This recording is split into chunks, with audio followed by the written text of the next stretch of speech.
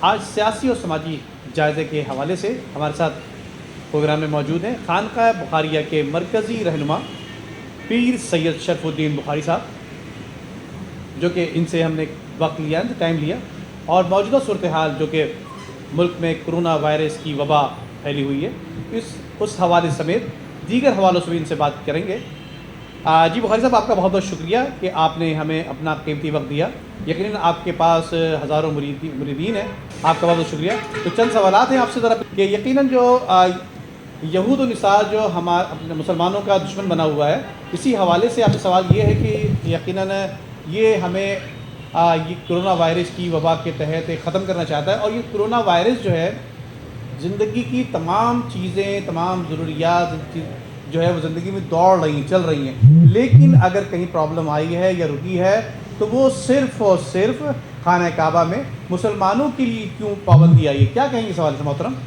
دیکھیں جی، پہلے تو میں آپ کو یہ بتا دوں کہ اللہ تبارک و تعالیٰ قرآن مجید فرقان حمید میں ارشاد فرماتا ہے کہ جب ہم کوئی اپنا بندہ بھیجنے والے ہوتے ہیں تو قوم کو عاجز کر دیتے ہیں کہ لوگ عاجزی میں آ جائیں اور راستہ اختیار کر لیں۔ تو اس وقت جو صورتحال ہے، اللہ تبارک و تعالیٰ نے اپنی رٹ قائم کی ہے۔ دیکھیں، خدا کے کوئی کام نہیں رکے، نہ سورج، نہ چاند، نہ درخت اور نہ انسان، نہ بچے پیدا ہونا بند ہوئے ہیں۔ اگر کارخانے بند ہوئے ہیں تو تمہارے بند ہوئے ہیں۔ اور اس وقت جو صورتحال ہے، ہمیں نیک ہونے کی ضرورت ہے، کیونکہ اب چھٹائی ہوگی نیک اور بد کی۔ اب جو ٹائم ہے وہ نیک اور بد کا ہے۔ نیک کون ہیں اور بد کون ہیں، یہ ہمیں اس ضرورت پر زور دینا ہے کہ ہمارے جو آباء و اجداد تھے، ہمارا ماضی مسلمان تھا، کیا ہم مسلمان ہیں یا نہیں ہیں، پہلے یہ تحقیق تو کریں۔ تو نیک تو وہ ہیں جو اپنے پڑوس کا خیال رکھتے ہیں، نیک تو وہ ہیں جو جھوٹی گواہیاں نہیں دیتے، نیک تو وہ ہیں جو چوری نہیں کرتے، نیک تو وہ ہیں جو ناحق قتل نہیں کرتے، ہے نہیں۔ اب آپ یہ بتائیے کہ جب ہم اس ذات عالی سے انحراف کر جائیں تو جب اس نے موسیٰ والوں کو نہیں چھوڑا تو وہ ہمیں کیسے چھوڑ دے گا؟ بنی اسرائیل ان کی منتخب قوم تھی، اور مختلف طریقے سے اللہ تبارک و تعالیٰ نے ان پر عذاب بھیجے۔ جب آپ قرآن اسٹڈی کریں گے تو قرآن میں باقاعدہ ایک آیت بھی ہے کہ اس میں زمین و آسمان کے راز پوشیدہ ہیں، کوئی ہے کھولنے والا؟ ٹھیک ہے نہیں؟ اب ہمیں کچھ نہیں تو ہمیں کم از کم نیک ہونے کی ضرورت ہے، اور نیک کہیں بھی ہو سکتا ہے آدمی۔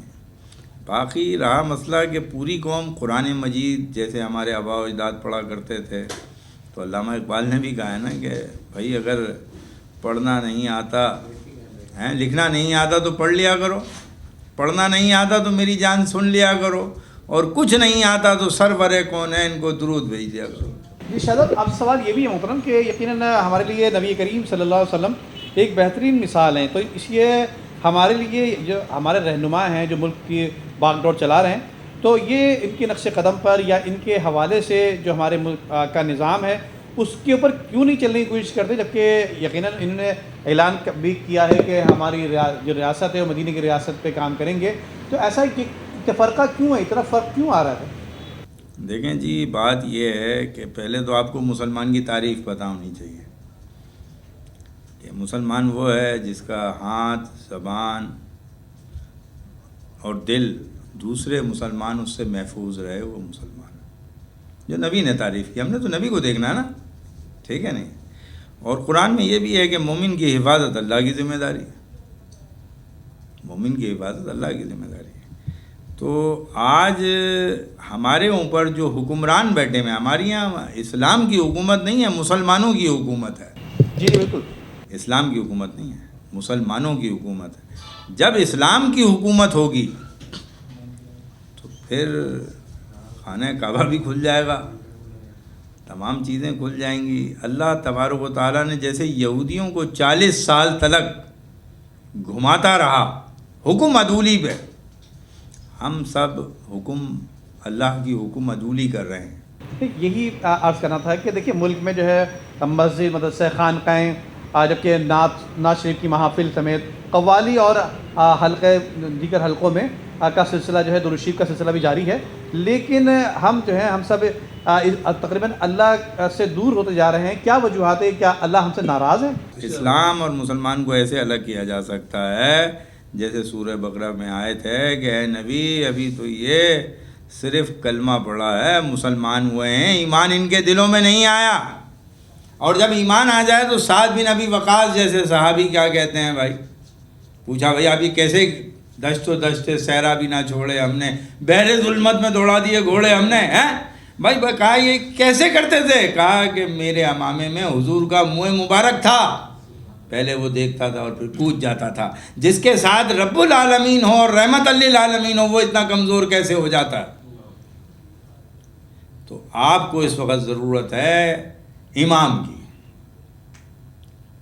آپ کی صفیں تیار ہیں، عوام ایسے ہی ہوتی ہے، آپ کیا ڈیلیور کر رہے ہیں عوام کو؟ تو نبی کریم صلی اللہ علیہ وسلم، قرآن مجید ہمارے پاس ایک واحد راستہ ہے جو ہمیں اللہ تک پہنچا سکتا ہے. بھئی کوئی کہے سید ہے، آپ کیسے یقین کریں سید ہے نہیں؟ کوئی آپ کا پیمانہ تو نہیں ہے نا. لیکن آپ کے پاس صرف دیکھیں توریت، انجیل، زبور یہ کتابیں تھیں لیکن یہ ان میں تحریف کر دی گئی. اب اگر خدا تک پہنچنے کا کوئی راستہ ہمارے پاس بالکل متفق علیہ موجود ہے تو وہ قرآن مجید فرقان حمید. جی، اسی حوالے سے میں آپ سے ایک آخری سوال کرتا چلوں کہ عوام الناس کو اس حوالے سے کیا پیغام دینا چاہتے ہیں کہ ہمارے اوپر جو ہے وہ وبا کی صورتحال جو ہے وہ ہمیں گرفتار کر چکی ہے. اس حوالے سے ہم کس طرح سے اس سے چھٹکارا حاصل کر سکیں گے، اور جو ہے کیا ہم سے اللہ تعالیٰ اس طرح سے ناراض ہے، اور ہمیں اس کی اللہ تعالیٰ کی ناراضگی کو دور کرنے کے لیے جو ہے کیا اقدامات کرنے چاہیے، یا اللہ تعالیٰ کو راضی کرنے کے لیے کیا کچھ کرنا ہے؟ یقیناً بتائیں گے پلیز. دیکھیں جی، بات یہ ہے کہ میں تو اپنے والد سے ہی بیت ہوں اور انہی کا یہ سلسلہ ہے، اور یہ جا کے اود شریف میں ڈائریکٹ لگتا ہے، ٹھیک ہے نہیں. اور ہمارے اس میں جد ہیں جہانیان جہاں گشت، اور ان کے سلسلے سے ہیں. باقی پانی اور چینی دم کرنے کا جو سلسلہ ہے، اصل میں علاج کا جو معاملہ ہے وہ میں آپ کو سمجھاؤں. کئی کورونا کے لوگ آئے، اللہ تعالیٰ نے شفا دی. اصل میں غریب آدمی کے پاس جینا جانے کے پیسے نہیں ہوتے، کرایہ نہیں ہوتا، تو وہ بیچارہ تھکا مارا میرے پاس آتا ہے. اب اس میں میری کارروائی نہیں ہے بھائی، وہ اللہ نے اس کو شفا دینی ہے اس کی غربت کی وجہ سے. تو شاہ صاحب نے چھو کیا اور وہ صحیح ہو گیا، اور اس نے کہا شاہ صاحب میں تو بخار اتر گیا. میں خود حیران ہوا کہ میرا بخار اپنا تو نہیں اترا، تیرا کیسے اتر گیا؟ تو اللہ تعالیٰ نے اس کی غربت کی وجہ سے اس کو شفا دی. اور یہاں پر کچھ شیطانی عمل بھی کام کرتے ہیں. دیکھیں علم تو روحانی ہو یا شیطانی ہو، دونوں عقل سے ماورا ہیں، دونوں عقل سے ماورا، ٹھیک ہے نہیں. اب ہمارے یہاں بہت سے لوگ میں نے ایسے پکڑے بھی اور ان کو تنبیہ بھی کی، اور ان کو جو بھی سورسز تھے، مطلب سرکاری سورسز نہیں، روحانی سورسز سے ان کو میں نے بند کیا. تو کیونکہ میں تو تھوڑا حقیقت پسند آدمی ہوں اور بات سیدھی اور سچی کرتا ہوں. تو میں نے کہا بھائی یہ ایک صاحب آئے میرے پاس، کہنے جی میں بہت بڑا بزرگ ہوں. میں نے کہا ٹھیک ہے جی، میں آپ کی بیعت کر لوں گا، طالب ہو جاؤں گا. میں نے کہا لائٹ بند کرتا. بھائی کچھ دیکھ کے ایمان لائیں گے نا، ٹھیک ہے نہیں. تو جو چینی پڑھ کے پھونک رہا ہے اس کو یہ بولو میری جیب میں پیسے کتنے ہیں. اچھا جن کے پاس علم ہے وہ بولتے نہیں ہیں، کیونکہ وہ تو سرداروں کے پاس بولتے ہیں نا. کوئی ایک ایسا پوائنٹ بول دیتے ہیں کہ وہ کہتا ہے یار جو میں سوال لے کے آیا تھا آپ نے خود جواب دے دیا. تو میں بھی جنات ہیں، جادو ہے، اس میں کوئی شک نہیں ہے، ٹھیک ہے نہیں ہے. لیکن یہ ہوتا کیوں ہے؟ جب سب پہ اللہ غالب ہے تو اللہ تبارک و تعالیٰ نے حدود اللہ قائم کر دی ہے کہ بولا بھائی جو اس حدود سے باہر نکلے گا پھر میری ذمہ داری نہیں. پھر ابلیس تو کہہ کے نکلا کہ جو تیری حدود کو پار کرے گا اس کو میں پکڑ لوں گا سوائے تیرے چنے ہوئے بندوں کے. ہیں اب چنے ہوئے بندے کون ہوں گے بھائی؟ یہ کہا جائے گا چنے ہوئے بندے تو وہی ہوں گے جو خواجہ کی طرح ہوں گے. اگر خواجہ کا اجمیر میں کیا تھا بھائی؟ کوئی مدر لینڈ تھی اس زمانے کا، یو کے تھا، یا کوئی لڑکی کے چکر میں آئے تھے؟ یہ جواب دیجیے آپ. وہ صرف اور صرف اللہ کے دین کے لیے آئے تھے. جب آپ اللہ کے لیے کوئی کام کرتے ہیں تو تو میں یہ سمجھتا ہوں کہ میں نے جو 1400 گز کی خانقاہ جوہر میں بنائی ہے یہ میرا بس نہیں، اور میرے پیچھے کوئی ایک ایسا بڑا آدمی آ کے کلیمر آپ لا کے کھڑا کرتے ہیں جو بولے میں نے جی 10 لاکھ روپے دیے میں داڑھی کٹا دوں. میرے پاس تو 8-10 مرید ہیں امیر جو 1-1 لاکھ دے سکتے ہیں بس، باقی کسی کے 10 روپے ہیں، کسی کے 100 روپے ہیں. اور میں نے کہا ان کو اس میں شامل کیا جائے تاکہ ان کے گھر میں خیر و برکت ہو، اس لیے نہیں کہ پیسے دیں. حالانکہ مجھے لوگوں نے آفر کی کہ سارا ہم کر دیتے ہیں. میں سب سے، کیونکہ ان کے انٹرسٹ شامل ہوں گے نا، ہیں بھائی کسی ایک آدمی نے بنا کے دے دی، اگر ایک آدمی نے بنا کے دے دی انٹرسٹ تو نہیں ہوگا. ہاں تو ایک صاحب نے مجھے دیا تھا پلاٹ 400 گز کا کنیز فاطمہ میں. میرا مرید تھا کہ نہیں وہ کہنے جی بقرعید میں یہاں قربانی کر لیں. میں نے کر لو. وہ کہنے یہ سلاٹر ہاؤس ہے کیا؟ میں اسی کا اٹھا چلا گیا. وہ میمن تھا وہ ہاتھ جوڑتا رہا، چل ادھر سے ہمیں خریدے گا. ہمارے آباء و اجداد، میں اللہ تبارک و تعالیٰ سے اپنا ماضی مانگتا ہوں. میرا ماضی کیا ہے؟ حضور کا ماضی کیا تھا؟ ابراہیم. میرا ماضی تو خواجہ غریب نواز ہے، مولا حسین ہے. تو مولا حسین اگر مفاہمت کی سیاست کر لیتے تو مسجد نبوی تھوڑی چھوڑنی پڑتی. بھائی ٹھیک ہے آپ صدقے لیں، بکرے لیں، سب لیں، بس ریاست کے معاملات میں نہ بولیں. تو خواجہ غریب نواز نے اس کی ڈیفینیشن بھی کی ہے نا، حق کے بنا کے لا الہ است حسین. جب لا الہ نہ ہو تو اللہ کیسے ہوگا؟ جب مفاہمت کی سیاست ہو سکتی تھی. مدینہ چھوڑنا، مسجد نبوی چھوڑنا بہتر سمجھا بجائے اس کے کہ نانا کا دین چلا جائے. تو آپ کربلا، بھائی میں اسلام آباد جا کے تھوڑی لڑائی کروں گا، کراچی میں میرے مرید ہیں یہاں کروں گا. لیکن کہا بھائی امان والے شہر ہیں، کم از کم ہم ان کے نواسے ہیں، ہم تو اس بات کی پاسداری رکھیں. وہاں چلے گئے، ہم کو پتا تھا سب پری پلان تھا معاملہ. ایسا نہیں ہے آپ آشنا نہیں تھے، آشنا تھے. لیکن وہ یہودیوں والی بات بھی تھی، جب خدا سے اتنا پیار ہے تو مرنے کی تمنا کیوں نہیں کرتے؟ تو حسین تو مرنے سے نہیں ڈرے. وہ تو کہتے ہیں 9 محرم کو میں اتنی سکون کی نیند سویا ہوں کہ جو کبھی آئی نہیں مجھے.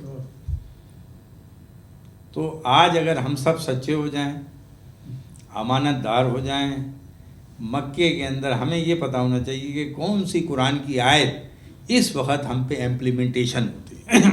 اگر ہم محکومیت میں ہیں تو سورہ توبہ ہمارے اوپر امپلیمنٹ نہیں ہوتی.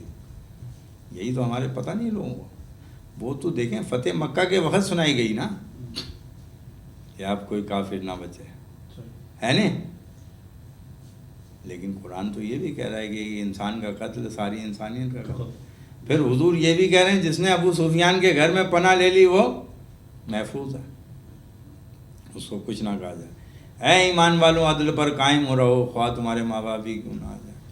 اے ایمان والوں، اب یا ایھا الذین آمنوا کی آیتیں آپ اٹھائیں، وہ 89 ہیں، وہ آپ اس کو پڑھیں، اس پر عمل کریں. اس کی سب سے پہلی آیت نبی کا ادب ہے کہ اے ایمان والوں انظر نہ کہو اور رانا نہ کہو. تو آپ کا 89 کا جو سلسلہ ہے وہ یہیں سے ہے؟ جی یہیں سے شروع ہے، اور 89 پہ سورہ فجر کھڑی ہوئی ہے، اور 8 اور 9 کو ملائیں تو 17 بنتا ہے، اور دن بھر میں 17 رکعت فرض ہیں. ان کو پتہ نہیں ہے کہ 8 اور 9 ہے کیا، کیونکہ کہا سورہ فجر میں کہا نا جفت کی قسم، طاق کی قسم، اوڈ اینڈ ایون. سمجھ نہیں رہا بات؟ 10 راتوں کی قسم تو نہ 10 راتیں سمجھ آئیں، نہ طاق اور جفت سمجھ آیا. جب طاق اور جفت سمجھ آ جائے گا تو 17 سمجھ آ جائے گی. جب 17 سمجھ آ جائے گی تو عشاء کی 17 سمجھ آ جائیں گی، اور دن بھر کی جو فرض 17 ہیں وہ سمجھ آ جائیں گی. اور 17 میں سے 5 نکالو تو 12 بچتا ہے میاں، اور 12 میں سے 5 نکالو تو 7 بچتا ہے. مکے میں 5 آئے تھے، اب 7 آئیں گے، 2 اضافی آئیں گے. ہاں، ایک عیسیٰ روح اللہ آئیں گے، اور ایک امام مہندی آئیں گے، اور ساتھ میں پنجتن بھی آئیں گے. وہ مرے تھوڑی ہیں. سورہ ممتنہ کی آیت ہے نا، اے ایمان والوں ان کافروں جیسے نہ ہو جانا جو اپنی قبر والوں سے آس توڑ بیٹھے. ہم کافر تو نہیں ہیں نا بھائی. عذاب تو فرعون پہ پیش ہوتا ہے نا، میرا نبی تو آزاد ہے، ہمارے صحابہ آزاد ہیں، اولیاء آزاد ہیں، ہے نا. تو اللہ آپ کو اشارہ دے رہا تم کافروں جیسے نہ ہو جانا، اصحاب القبور، کہ جو اپنی قبر والوں سے ہے، بھائی میں گرفتار ہو گیا تو آپ کی باری ہے، پھر آپ مجھ سے کوئی آسرا رکھیں گے؟ بھائی مجھے پولیس پکڑ کے لے جائے اس کے بعد تو آپ کی باری ہے۔ تو اے ایمان والوں ایسے نہ ہو جانا جو اپنے قبر والوں سے آس توڑ بیٹھے۔ اپنا ماضی یاد رکھنا، بلال کی تشدد کو یاد رکھنا، عثمان کی قربانی کو یاد رکھنا، صدیق کی قربانی کو یاد رکھنا، علی کی جرت کو یاد رکھنا، سلیمان کے علم کو یاد رکھنا، ابو ذر کی غربت کو یاد رکھنا، بلال کی غربت کو یاد رکھنا۔ ہم تو اب کوئی ہے ہی نہیں بھائی، کوئی ہے کہ بولے بلال حبشی کی طرح۔ تو کوئی پیغام دیں گے عوام الناس کو؟ عوام الناس کو یہی پیغام ہے کہ سورہ فجر اختتام ہے دنیا کا، تمام لوگ فجر ادا کریں اور صبح اٹھ کے اپنا فضل تلاش کریں اور قرآن مجید کی تلاوت کریں، اور جہاں جہاں ان کے علاقے میں درس قرآن ہوتا ہے اس کو جائیں، سنیں۔ بھائی گاتے گاتے گویا بن جاتا ہے، سنیں۔ میں یہ نہیں کہہ رہا خانقاہ میں، وہ کہیں بھی ہوں اس کو سمجھنے کی کوشش کریں۔ روزانہ 10 آیتوں کو اردو ترجمے میں بھی پڑھیں کہ اللہ کلام کیا کر رہا ہے نا، کلام الہی ہے۔ تو اگر ہم اس پر ہوں گے تو میں نہیں سمجھتا کہ اللہ تبارک و تعالیٰ مسلمانوں کو تنہا چھوڑے گا۔ جائے زندگی مدینے سے ہوا کے جھونکے لا، ہیں شاید نبی ہم سے خفا ہیں، ان کو منا کے لے آ، ہم بھی کچھ اپنا باطن سنوار لیں۔ باطن تو سنواریں، جب تک باطن نہیں سنورے گا کچھ بھی نہیں ہوگا۔ آپ اسی طریقے سے غیر یقینی کیفیت میں ہوں۔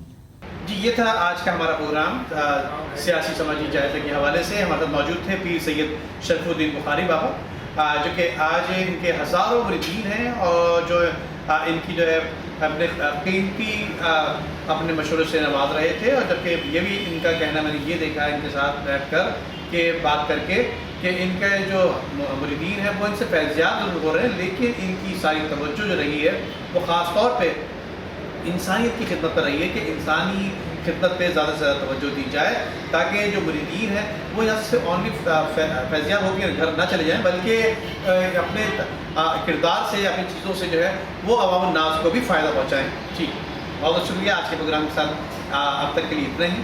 اگلے پروگرام میں پھر کسی نئے مہمان شامل ہوں گے، جب تک کے لیے اجازت دیجیے، اللہ حافظ۔